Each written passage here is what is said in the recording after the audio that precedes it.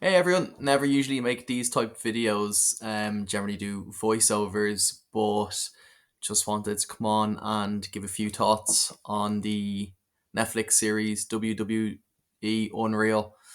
Um, Says more real than you think on the cover, but it's actually a lot less real than I ever imagined. Just wanted to discuss a few things I didn't like about it, a few things that I did. First off, I was going to keep it to the end, but the most annoying thing in the entire show was just clearly just no kayfabe at all. I know everyone knows wrestling's fake, but it was so like sickening to see Cody Rhodes and The Rock be absolute best friends after Elimination Chamber when The Rock and John Cena basically just battered him for 10, 15 minutes on screen before.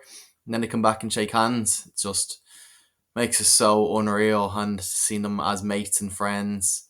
Same with Drew McIntyre, Seth Rollins, and CM Punk discussing the finish for their match, like all best friends.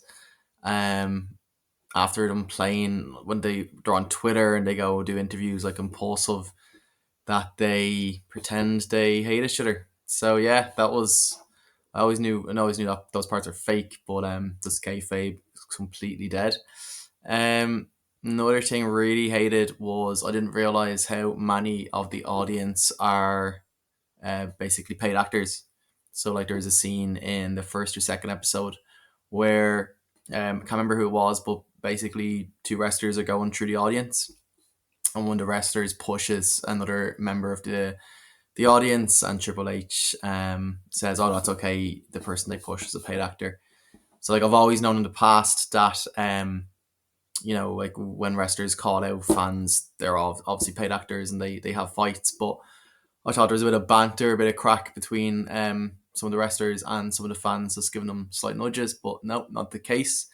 Also, made me think that a lot of the fan reactions we see, like, does everyone remember the Miz girl?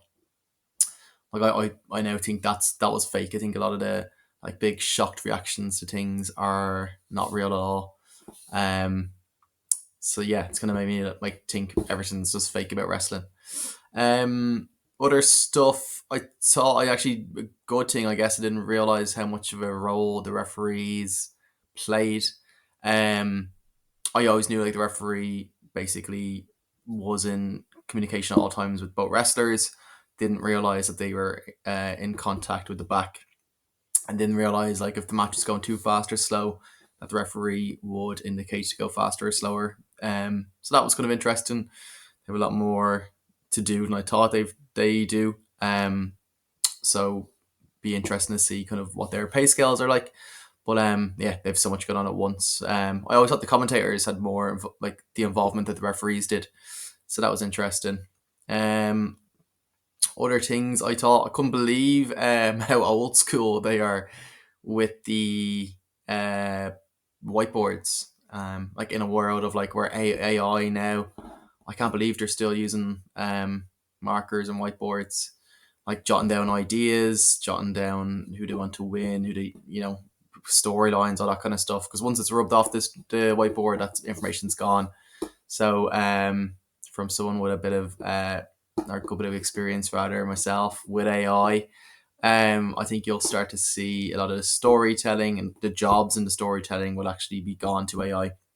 What I mean by that is they're gonna surely start building up massive databases of every wrestler in the company on a system, every decision they've ever made, every feud they've ever been in, every partner they've ever had, and then they can use that data through AI to kind of start predicting and come up with new storylines and new interactions. Like I think Triple H's excuse for not wanting or for wanting Roman Reigns to win at WrestleMania was, if he doesn't win, where does he go? Well, like with AI, it could give us like 10 different paths that he could go. So yeah, thought that was interesting. So yeah, they're very old school and like for like a multi-million or billion dollar company, crazy that they're not using those kind of tools. Other stuff I thought was interesting. Good things. I liked getting to know some of the superstars a bit better. So like Chelsea Green, I, to be honest, did not know a whole lot about her, but was really interesting to actually gonna see her, her career, and she actually seems like a really lovely person, and I've actually kind of bought into her character now as a result of the show. Which, if I had not watched it, I wouldn't have known much about her. So that's good.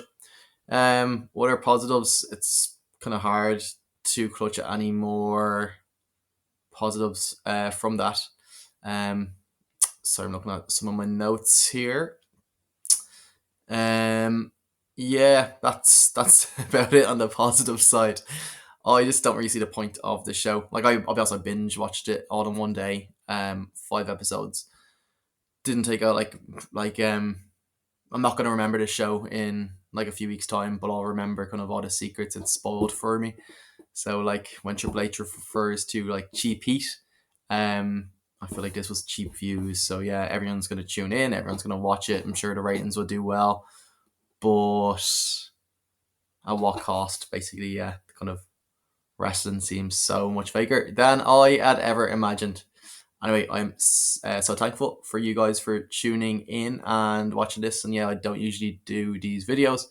I'd love if you could to like, subscribe. Currently on 84.5 subscribers, and basically gearing, like, the goal is to get to 1,000 and start bringing in some revenue from this, and then with revenue we can make better videos. Is the plan. But yeah, thanks for everyone who has watched and is watching and does watch. Let me know your thoughts. What did you think the show was as kind of crap as I did? Yeah, thanks everyone, and catch you in the next one.